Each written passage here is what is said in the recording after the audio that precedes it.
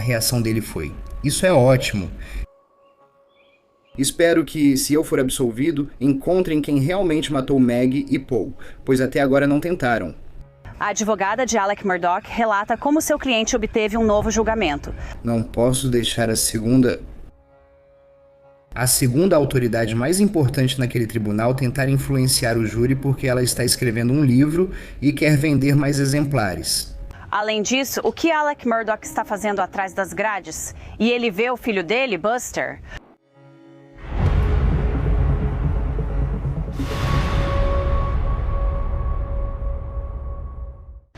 Eu sou Angelette Levy e esta é uma edição especial do Crime Fix, transmitida diretamente do Capitólio em Colômbia, Carolina do Sul. Dick Harpootlian representa Alec Murdaugh desde 2021 e ele disse que não vai a lugar nenhum. Ele vai representar Alec Murdaugh em um segundo julgamento e toda a equipe dele também. Ele disse que está reunindo a equipe novamente. Essas são as palavras dele. Você deve se lembrar que Alec Murdaugh foi rapidamente condenado após um julgamento de 6 semanas e 3 horas de deliberação em 2023. Ele foi condenado pelos assassinatos brutais da esposa Maggie e do filho Paul, na propriedade de caça da família, Moselle Hunting Estate, em junho de 2021. Alec Murdaugh admitiu que roubou milhões de clientes, mas sempre afirmou que não era um assassino. No dia 7 de junho de 2021, você pegou esta arma ou alguma semelhante e atirou no seu filho Paul no peito, na sala de ração da sua propriedade na Moselle Road. Não, eu não fiz isso. Senhor Murdaugh, você pegou esta arma ou alguma semelhante e estourou os miolos do seu filho no dia 7 de junho ou em qualquer outro dia ou momento? "Não, eu não fiz isso." Murdaugh recorreu, dizendo que a escrivã Becky Hill tentou influenciar o júri pela condenação para poder escrever um livro. A equipe de Murdaugh apresentou uma testemunha que afirmou que Hill achava que um veredito de culpa venderia mais livros. Alec Murdaugh não conseguiu um novo julgamento em sua primeira tentativa em 2024. O tribunal mais alto da Carolina do Sul decidiu por unanimidade que Becky Hill violou os direitos de Alec Murdaugh, ao dizer aos jurados para não acreditarem nele ou na defesa. O tribunal decidiu que informações demais sobre crimes financeiros de Murdaugh foram aceitas como prova para indicar o motivo dos assassinatos. Murdaugh, já cumprindo 27 anos por crimes financeiros, enfrentará novo julgamento pelos assassinatos de Maggie e Paul. O caso volta à estaca zero. A procuradora-geral prometeu julgar novamente Alec Murdaugh em breve. "Estou aqui com Dick Harpootlian, um dos advogados de defesa de Alec Murdaugh." E, na verdade, falei com ele assim que essa decisão saiu, embora tenha sido muito breve. Então, Dick, muito obrigada por conversar comigo. Sei que você teve um dia longo.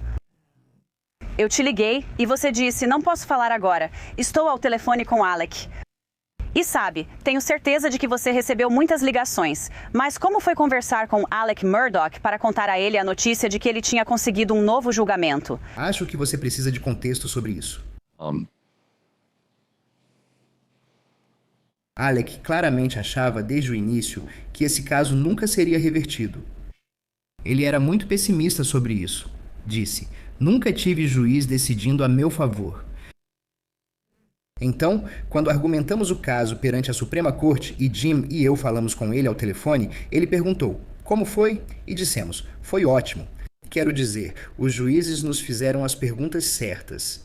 E, mais importante ainda, fizeram perguntas para Creighton Waters e a equipe de acusação para as quais eles não tinham respostas. Então, nós nos sentimos muito confiantes sobre as nossas chances. A decisão saiu, ligamos para ele e ele disse, sabe? Ouvi dizer que foi revertida. E ele não... Bem, ele nos disse, quando me contou bem, ele disse, eu não acredito, eles não vão fazer isso. Então, quando a decisão saiu, conversamos com ele ontem. Ele disse que leu a decisão, entende o que eu digo, mas ainda não acredita. Perguntei, o que quer dizer com isso? Ele respondeu. Algo está acontecendo, ele disse. Não sei exatamente o que é, mas tenho sido muito pessimista sobre isso. Nunca tive uma decisão favorável. É difícil acreditar que decidirão a nosso favor. Eu disse, o Estado de Direito está vivo e forte na Carolina do Sul. Esses juízes analisaram e disseram, você não pode permitir o segundo... o segundo funcionário mais importante daquela sala de audiência, tentar influenciar o júri, pois ela está escrevendo um livro e quer vender mais. Ela afirmou isso para várias pessoas. E os juízes, falaram sobre o depoimento sobre os crimes financeiros e indicaram que isso não deveria acontecer novamente em um novo julgamento. Nessa medida, ou talvez nem devesse ser admitido, quero dizer, eles pediram ao juiz para analisar isso com muito cuidado sob os padrões rigorosos de admissão do que chamamos de prova de outros crimes para provar motivos. Então conversamos com ele sobre o caso, passamos página por página, falamos sobre as questões. Ele disse, eu ainda não acredito. Quero dizer, ele simplesmente acredita que por causa da notoriedade, por causa da crença comum de que ele é culpado, ele não iria conseguir outro julgamento. E claro, eu expliquei para ele, esses juízes, pela lei, você tem direito a estar a um novo julgamento. Seja você um serial killer, sabe, ou molestador de crianças, ou qualquer coisa. O pior dos piores. A lei e a Constituição exigem que você tenha um novo julgamento. E, mais uma vez, eu tenho orgulho da nossa Suprema Corte porque o Estado de Direito prevaleceu por unanimidade. Então, ele chegou a perceber, sim, isso é... Ele disse que leu, mas não acreditou. O choque passou? Passou. Ele ainda está tentando entender o que isso significa. Agora, você entende, ele já foi condenado por crimes financeiros o suficiente para talvez nunca sair da prisão. E se sair, estará muito velho, então não se trata de sair. Nunca se tratou dele sair da prisão. Mas ele insiste que não matou Meg e Paul. Ele quer que quem fez isso seja pego e acha que só vão procurar essas pessoas depois que ele for absolvido. Você falou com Alec de ontem pra cá, desde quarta-feira? Falamos com Alec 2 vezes ontem. Nós voamos para Nova York para fazer isso, tem sido uma correria nas últimas 24 horas, Jim e eu voamos para lá. Nós conversamos com ele ontem de manhã rapidamente, e depois ontem à tarde quando chegamos em Nova York. Estamos planejando, se tudo der certo, ir visitá-lo. Na próxima semana.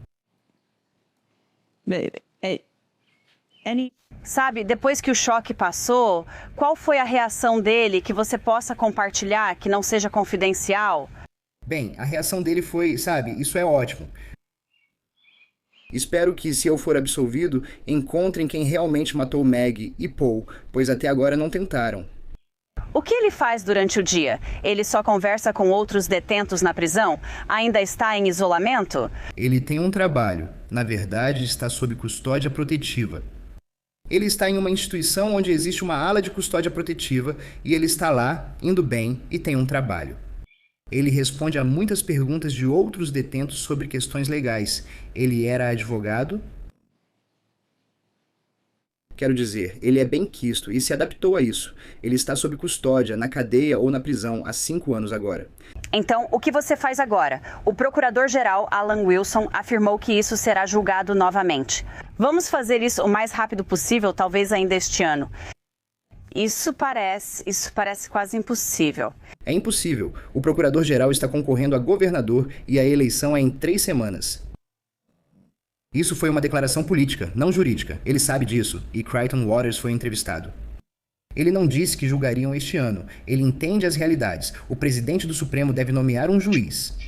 Lidamos com várias questões de foro. Precisamos refazer a troca formal de provas e documentos. Eles devem responder e fornecer informações extras. Vamos agir com cautela. Para garantir que eles cumpriram anteriormente. Não temos tanta certeza de que recebemos tudo da primeira vez. Precisamos disso, são milhões de páginas, não. A grande notícia é que, com o desenvolvimento da IA, desde o primeiro julgamento, revisar documentos ficou muito mais fácil porque você pode usar a IA para analisar como é. Sabe, o que tínhamos antes era... Sabe, o que é F, controle. Ctrl F. Ctrl F para procurar uma palavra. Agora você pode procurar por... frases, ideias, qualquer coisa. É exatamente isso que já fazemos em outros casos. É incrível e vai facilitar muito para nós. Agora precisamos carregar todos os documentos. Carregamos os antigos no banco de dados, mas qualquer documento novo que recebermos. Aprendemos algumas coisas após o julgamento que queremos analisar e que podem nos levar a outro caminho. Então, não. E, novamente, é só nomear um juiz, fazer uma audiência preliminar ou audiência de andamento e discutir como prosseguir com isso. Não daria para concluir isso até o outono. Vamos aprofundar um pouco nisso. Quais são algumas das coisas novas que você aprendeu desde o julgamento que precisam ser exploradas? Você vai descobrir isso no julgamento. Vamos lá, conta um pouco pra gente. Quero dizer, estamos falando sobre provas de autoria de terceiro? Porque eu ouvi algumas coisas sobre possíveis outros suspeitos desde o julgamento. É disso que você está falando? Parte disso. Em parte, sim. Recebemos informações desde o julgamento sobre um possível terceiro envolvido, mas não somos uma agência investigativa. Não temos capacidade para cumprir um mandado de busca. Mas até agora, assim que esse juiz for nomeado e pedirmos a ele o que é chamado de ordem de tramitação imediata, que nos permite fazer uma solicitação a ele. Para expedir intimações, teremos poder de intimação, assim poderemos obter registros para tentar validar o que ouvimos. E, aliás, esses não serão públicos. Certo. Quantos outros possíveis culpados, sabe? Quantos suspeitos em potencial? Quantas pessoas em potencial você já ouviu falar? Boa tentativa. Mas não vamos falar sobre detalhes específicos. Quero dizer, algo relacionado ao caso do barco com Paul? Eu realmente não vou entrar nisso de novo. Parte de... O que temos que pode ser muito útil no novo julgamento é que nós sabemos e eles não. Sem ofensa, sei que você não vai chamá-los, mas eles podem ver isso e descobrir o que fazemos. E sabe, essa é uma das vantagens que temos. Não precisamos revelar isso e não vamos. Eles só vão descobrir quando essa pessoa depor. Quando você acha que será o julgamento? Em algum momento do ano que vem, no meio do ano, talvez no outono. 2027. Não tem a menor chance disso acontecer antes do final do ano. Vai pedir mudança de foro? Sim. Mas, quero dizer, há várias opções diferentes. Quero dizer, se eles estão com pressa para julgar o caso, o que eles deveriam fazer é concordar conosco que o local do julgamento deve ser mudado e tentar trabalhar conosco para encontrar um local que funcione para ambos, que achamos que seria... onde possamos encontrar jurados. Eu sei, você sabe, um dos problemas é que não vamos encontrar jurados que nunca ouviram falar do caso. Não vamos encontrar jurados que não leram sobre isso. Você busca jurados que deixem de lado o que leram ou ouviram, deixem opiniões de lado e julguem apenas pelo que ouvirem na sala de audiência. Da última vez, Alec Murdaugh depôs, e essa foi uma decisão dele. Eu me lembro de olhar para o seu rosto enquanto ele testemunhava. Ele não parecia muito feliz com isso. Foi essa a impressão que tive. O que você achou de ele depor? Esse é um cara difícil de decifrar. Você é? Quero dizer, se a pergunta é, ele vai depor? Essa decisão sempre é tomada na hora H. Quero dizer, a gente passa pelo julgamento, chega ao ponto em que essa decisão precisa ser tomada. É aí que ela será tomada. Não há nenhuma ideia pré-concebida sobre se você deve testemunhar ou não. Você queria que ele testemunhasse antes? Isso é protegido pelo sigilo entre advogado e cliente. Só sua opinião sobre isso? Minha opinião se baseia em nossas conversas, que são protegidas. E não vou contar o que ele me disse nem o que eu disse a ele. Claro. E quanto ao vídeo do canil, eu sei que já te perguntei sobre isso antes. Quero dizer, ele disse que não tinha estado no canil. E você tem aquele vídeo do Snapchat dele, sabe, falando com o Bubba? O que ele tentou explicar, que ele não explicou muito bem, é o seguinte, duas coisas. Primeiro, não há dúvida, se você olhar para a investigação, que quando o policial chegou, ele estava lá parado com uma espingarda, que a atendente do 911 registrou quando ele disse: "Ei, alguém matou minha esposa e meu filho, e eu estou desarmado. Vou até a casa pegar uma arma e volto." Eles chegam, o marido está lá parado com uma espingarda, e a menos de 100 jardas de distância estão sua esposa e seu filho mortos. Quero dizer, marido, esposa morta, em 99 de 100 casos, vai ser o marido. E especialmente quando ele está segurando uma espingarda. Ok, naquele momento eles não sabiam se era a arma do crime. Eles decidiram que era ele naquela noite. Como sabemos?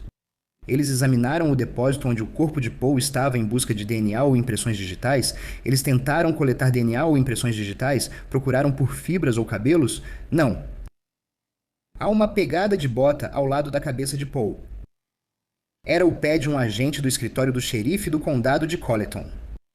Eles bagunçaram a cena do crime. Não fizeram nenhuma perícia.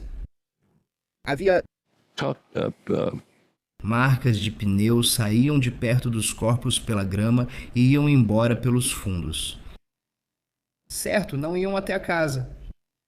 Essas marcas eram visíveis, dá para notar um pouco nas fotos, e as testemunhas confirmaram que as marcas de pneus estavam lá. E o corpo de bombeiros? O chefe dos bombeiros que apareceu testemunhou. Ele falou para o chefe da investigação: é melhor preservar essas marcas. Esse pode ser o veículo do assassino. Passaram por cima de tudo, destruiu tudo. Eles destruíram as evidências. Eles levaram tudo, então não há evidências forenses porque naquela noite decidiram que não precisavam fazer isso. Ele era o assassino. Que outra explicação poderia haver? Não é só o que vemos na TV. Tivemos um cara que testemunhou. O básico de cena do crime, você não deixa ninguém entrar. Você não deixa eles andarem, pisarem no sangue. Na sala de ração onde Paul foi executado. Então, eles claramente decidiram que foi ele naquela noite. Ele testemunhou que, quando perguntaram a ele se ele tinha estado lá embaixo, ele pensou.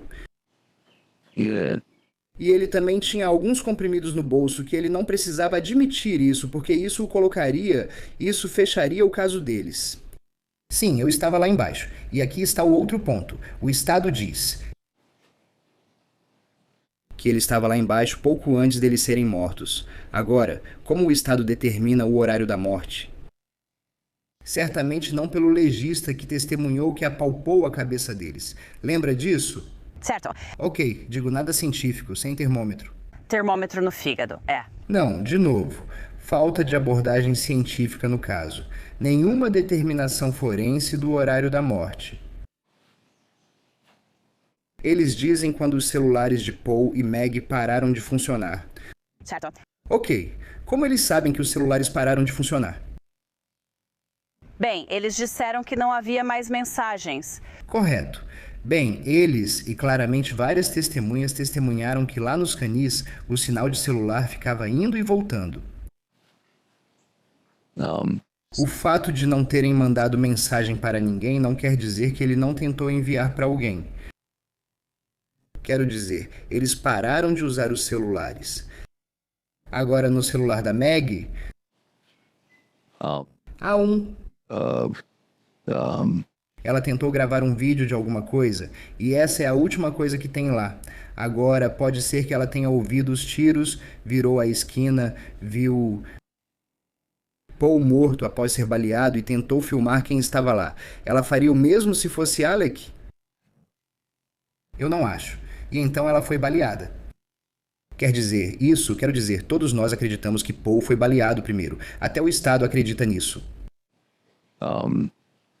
Então, de novo, o caso deles tem mais furos do que um pedaço de queijo suíço. Se os crimes financeiros não tivessem feito o júri vê-lo como trapaceiro antes das provas reais, acreditamos que eles teriam visto tudo de outra forma. E eles terão essa oportunidade em um novo julgamento. Na sua opinião, o primo Ed vai aparecer neste caso? Porque vocês poderiam tê-lo chamado da última vez. O Estado poderia tê-lo chamado, ninguém o chamou. Todos esperavam que ele fosse chamado. Bem, é o seguinte, ele é uma foca amestrada. Ele está em liberdade há 5 anos com uma tornozeleira eletrônica. Ele confessou traficar mais oxicodona do que qualquer um na história do Estado. Ele está enfrentando uma pena mínima obrigatória de 25 anos, descontou milhões de dólares em cheques do Alec e Conceived. Agora, ele disse que parte disso foi que ele apenas descontou os cheques e entregou o dinheiro para ele. Mas, claramente, ele tinha ligação com alguma gangue local de drogas.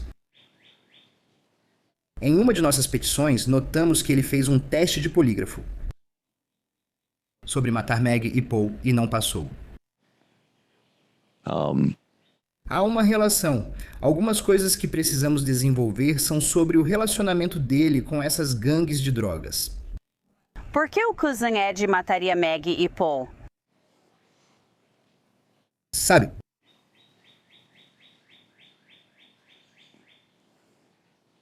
Não posso dizer. Não posso dizer de verdade. Você não pode ou não quer dizer. Bem, eu estaria dificultando e atrapalhando nosso caso ao dizer isso agora. Creighton Waters tem que aprender isso junto com todos. E eu espero que coloquem o Cousin Ed no banco das testemunhas, porque o contra-interrogatório dele pode muito bem provar a inocência de Alex. Bem, então coloque ele no banco das testemunhas. O problema é que, se você colocá-lo no banco das testemunhas, até agora nunca nos ofereceram acordo algum. Quero dizer, não posso dizer que ele é uma testemunha hostil e interrogá-lo como se fosse da parte contrária. Ele é minha testemunha, então eles podem interrogá-lo e fazer perguntas sugestivas. Essas são as regras e os motivos táticos para agir ou não de certas formas. Vamos ver. Por que ele continua solto 5 anos após o fim do outro caso? Sim, os casos dele ainda estão pendentes e não foram resolvidos. Também perguntei ao Dick Harpootlian sobre o investigador principal dos assassinatos de Paul e Meg. O agente do SLED, David Owen, se aposentou após a condenação de Alec. No entanto, no verão de 2025, um juiz arquivou um caso de assassinato investigado por Owen. Michael Colucci foi acusado de matar sua esposa, Sarah Lynn Moore Colucci, em 2015. O site TheState.com informou que um juiz concluiu que Owen não apresentou indícios de que Sarah poderia ter se machucado sozinha. David Owen foi o principal investigador, o principal agente do SLED neste caso. Houve alguns problemas com ele desde o julgamento. Houve outro caso em que ele foi acusado de esconder algumas provas. Você acha que isso agora vai se tornar um problema? Você pretende trazer isso à tona? Claro. Lembre-se que, ao testemunhar antes, ele admitiu ter mentido ao grande júri para obter a acusação neste caso. Mentiu sob juramento para o grande júri. Então ele está disposto a mentir. A questão é, e agora esse novo desenvolvimento, esconder provas? De novo, a perícia neste caso era inexistente. Eles não têm nenhuma prova forense. Ou pelo menos, olha, com todas as ferramentas para as quais eles acabaram de construir um laboratório de 60 milhões de dólares para analisar suor. Por que eles não procuraram por cabelo, não procuraram por fibra, não procuraram por nada? Ninguém foi lá e examinou. Bem, tem um cabelo ali. Vamos pegar, analisar. Talvez seja do Paul, talvez de outra pessoa. Se for desconhecido, vamos comparar com o banco de dados de DNA, quero dizer. É simplesmente inimaginável, em um caso dessa magnitude, que eles não tenham feito o básico do trabalho forense que seria feito em qualquer investigação. Eles não fizeram porque já tinham decidido que era ele naquela noite. Como Alec Murdaugh está pagando por isso? Quero dizer, eu sei que já te perguntaram isso antes, mas ele supostamente não tem dinheiro nenhum. Quando Alec Murdaugh nos contratou, ele tinha dinheiro e pagou bem a mim e ao Dima. Assumimos essa posição. Sei que parece estranho, muitos não acreditam que um advogado faria isso. Talvez por causa da minha profissão, somos contratados para casos criminais e recebemos um valor fixo. E esse caso só acaba quando realmente termina. Então você não vai receber mais dinheiro? Você só pegou aquele valor generoso no começo e agora é isso. Fui abençoado por ganhar muito dinheiro exercendo a advocacia. Bela casa, né? Certo, é linda. E a casa do Jim também. E nós estamos... Já aconteceu comigo antes, quando um caso... foi enviado de volta para novo julgamento. Você não cobra mais dinheiro dele. Você apenas faz. Não acabou. Ele te contratou para o caso. E terminar. E novamente, com base nas evidências, com base em conviver com Alec, Paul e Meg por 1 ano antes dos assassinatos, a cada 2 semanas eles estavam no meu escritório trabalhando no caso do barco. O caso do barco do Paul. O que eu vi entre os três, especialmente entre Paul e Alec, me convence de que Alec nunca poderia. Lembre-se, quem matou Paul encostou uma espingarda na cabeça dele e explodiu seus miolos. Aquilo foi uma execução. Meg, no chão, levou vários tiros. Alguém deu um tiro na nuca dela. 2 execuções.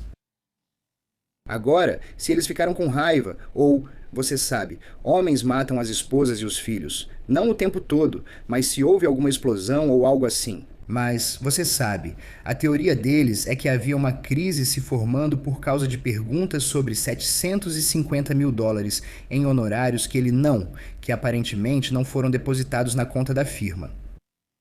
Ele já havia sido pego nisso 2 vezes antes e devolveu o dinheiro.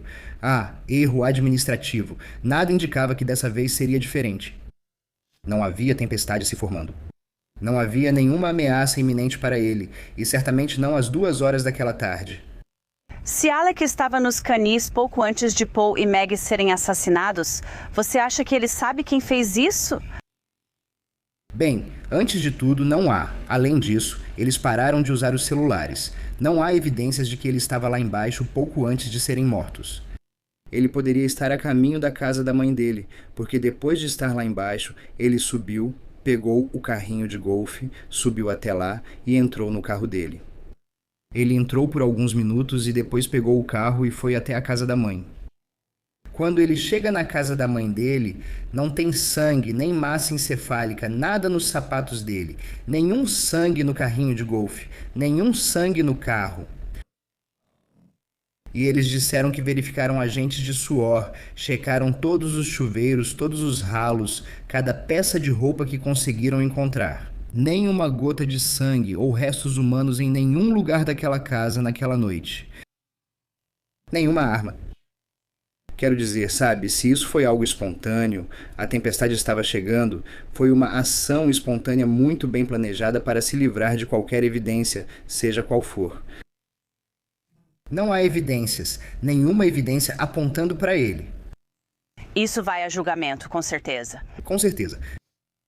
Nenhum desfecho além de um veredito. Bem, eles poderiam arquivar o caso. Essa é a única alternativa, veredito ou arquivamento. Se reverem essa prova após essa decisão, vão perceber que não podemos condená-lo. Sabe, talvez eles tenham o bom senso de dizer que não podemos, em boa consciência, levar um caso ao júri que prove, além de qualquer dúvida razoável, que ele cometeu esse crime. Eu não vejo isso. Fui promotor por 12 anos e escrevi um livro sobre um dos meus principais casos. Conseguir um júri para isso é difícil. Todo mundo. E ele foi condenado, mas muita coisa não foi apresentada. E ele teve um julgamento justo, de acordo com a Suprema Corte dos Estados Unidos. Então, já fiz isso antes. Eu já estive no lugar deles. Existem muitos casos. Você lê sobre aqueles em que obtive condenações. Você não lê sobre os casos em que eu não dei prosseguimento ou arquivei o caso porque achei que não seria justo. E esse é o seu trabalho, fazer justiça como promotor. Becky Hill deveria ser processada? Sim. Tudo bem. Por manipulação do júri? Bem, veja, claramente pelos autos que a Suprema Corte publicou ontem, ela tentou. Quero dizer, acho que eles estão perguntando por quê. Regra Toll e todos os fatos que ela encontrou. Juíza, justiça, chefe, ex-presidente da Suprema Corte, Jeanne Toll. Ela apurou muito bem os fatos sobre o que ela fez, que foi... Ela disse, sabe, isso foi o que ela fez. Se ela disse essas coisas, ou já que ela disse essas coisas, o ônus passa para nós de provar que isso afetou o veredito, que um jurado foi influenciado por isso. Não foi isso que a Suprema Corte dos Estados Unidos afirmou em Hammer e nos casos seguintes. Diz que uma vez que provamos isso, o ônus passa para a promotoria para mostrar, além de qualquer dúvida razoável, que isso não teve importância. Mas o fato é que esses fatos agora são indiscutíveis. No mínimo, é uma tentativa de influenciar o júri, o que é um crime. A Suprema Corte pode encaminhar o caso para acusações criminais? Então você acha que há espaço para, por causa da opinião que eles emitiram ou divulgaram, Ela deveria ser processada? A promotora disse ao tribunal que não havia provas de manipulação do júri. Não, o que ele disse foi, eu não acredito que tenho provas. Eu não tenho provas suficientes que convenceriam um júri, além de qualquer dúvida razoável, de que ela cometeu manipulação do júri. E eu acho que naquele momento ele estava com uma compreensão equivocada da decisão de Toal, que era de que você precisava mostrar que isso influenciou alguém. Olha, se você entrasse em uma loja, ou Becky Hill entrasse em uma loja com uma pistola, fosse até o balcão e dissesse, me dê seu dinheiro, e o atendente dissesse não e ela saísse. Ela cometeu um assalto à mão armada? Não. Ela cometeu uma tentativa de assalto à mão armada? Sim. Quero dizer, isso é direito penal básico. Então, quero dizer, e Rick Hubbard, o cara que cuidou da acusação da Beck por ela ter emitido cheques para si mesma e ter cometido perjúrio diante de Toal, ele sabe disso. E, aliás, isso nem é realmente responsabilidade dele. O cara que a abraçava e chamava de Becky Boo... Becky Boo... Sabe, ele é o cara, Alan Wilson, nosso procurador-geral, que está concorrendo a governador e não quer se envolver nisso agora. Ele precisa tomar decisões difíceis aqui. Ela precisa receber uma mensagem. Ela é a segunda maior autoridade judicial no tribunal neste julgamento. O júri a observa em busca de orientação. Ela é, como um dos juízes disse durante o argumento deles, ela é a guia deles. Por isso ela tem vantagem injusta. Não é como se alguém te visse no supermercado e dissesse a um jurado, aquele cara é culpado. Essa é a pessoa em quem eles confiam para cuidar deles enquanto estão no júri. É incrível. Sabe algo do Buster? Ainda fala com ele? Sim, mantemos. Jim Griffin fala com ele mais do que eu. E claro, ele e Alec conversam e se visitam. Quero dizer, eles se visitam. Alec e Buster conversam e se visitam? Sim. Sério? Eu só pergunto porque parece que andaram saindo algumas reportagens por aí dizendo que isso não estava acontecendo. Então me conte sobre isso. Acho que não. Acho que posso apenas relatar que eles são muito... afáveis. Eles têm um ótimo relacionamento. Você sabe, Buster teve um bebê, né? Você sabia disso? Acho que eu não sabia disso. Casou? Eu sabia que ele era casado. Mary teve um bebê. Você deu o nome do bebê em homenagem a quem? Alec? Eu diria que eles têm um relacionamento muito bom. Sim, eu diria. Então ele está apoiando o pai dele? Com certeza. E crê na inocência do pai? Com certeza. Qualquer um. E isso é... Sabe, eu ouvi Creighton Waters hoje de manhã dizendo, bem... Sabe, as vítimas, Senhor, merecem justiça. Bem, os pais de Meg não acreditam que ele matou Meg. Ah, sim. Os pais de Meg não acreditam que Alec matou. É o que entendo. Não falei com ele. Alec já conheceu seu neto? O netinho dele? Eu não sabia se ele poderia levá-lo para a prisão. Acho que não. Alguma consideração final? Eu só acho que, sabe, olha, eu faço isso há muito tempo. Há momentos em que... Você pensa, é por isso que faço isso. E este é um desses momentos. E novamente, ao nosso redor, em todo o país, vemos o Estado de Direito sendo ignorado por juízes, por membros do Poder Executivo como promotores. Isso é uma reafirmação daquilo em que acredito há 50 anos. E quero dizer, estou extasiado com isso. Mesmo que isso vai exigir muito tempo e dinheiro meu, do Jim e da nossa equipe, isso é algo maravilhoso. Então você está fazendo isso basicamente para o Bono com os honorários que recebeu adiantados? Neste momento, sim. E agora talvez algum benfeitor rico queira contribuir para mais riqueza. Só os custos foram de $600 mil da primeira vez. Do lado da defesa? Sim. Só com a hospedagem e os especialistas? Especialistas. Principalmente especialistas. E onde ficamos não era tão caro, mas era mais barato do que se tivéssemos alugado quartos de hotel. Claro, não havia quartos de hotel. Vocês pegaram todos eles. E o que tinha lá? 4 hotéis e todos os motéis. Não havia hotéis. 4 motéis e 3 restaurantes. E Cracker Barrel. Você comia muito no Cracker Barrel? Eu não me lembro. Você apagou isso da memória. Foi traumático, eu sei. Eu tentei prestigiar o local. Enfim, vai ter coletiva de imprensa. Segunda-feira, 1h. O que vamos descobrir? Você vai descobrir quando chegar lá. Tudo bem. Vamos conversar, responder perguntas sobre o julgamento e fazer alguns anúncios que vocês vão achar fascinantes. A mesma equipe de defesa? Sim, Todo mundo? o mesmo reunindo a banda de novo.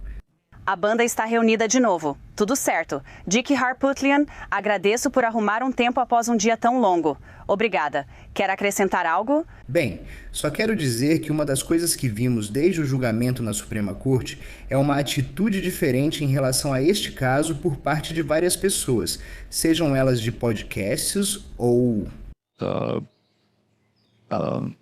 repórteres de jornais, emissoras de TV ou o que for.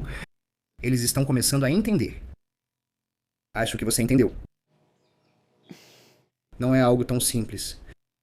E esse é o ponto. E, de novo, ao manipular o júri, não dá para usar esse veredito como prova de outra coisa além da própria manipulação. Então, e eu gosto de fazer isso. Dá pra perceber? Eu consigo perceber. Eu consigo perceber. Obrigada, Dick. Eu realmente agradeço. Dick Harpootlian. Muito obrigado por ter vindo. Sim, obrigada.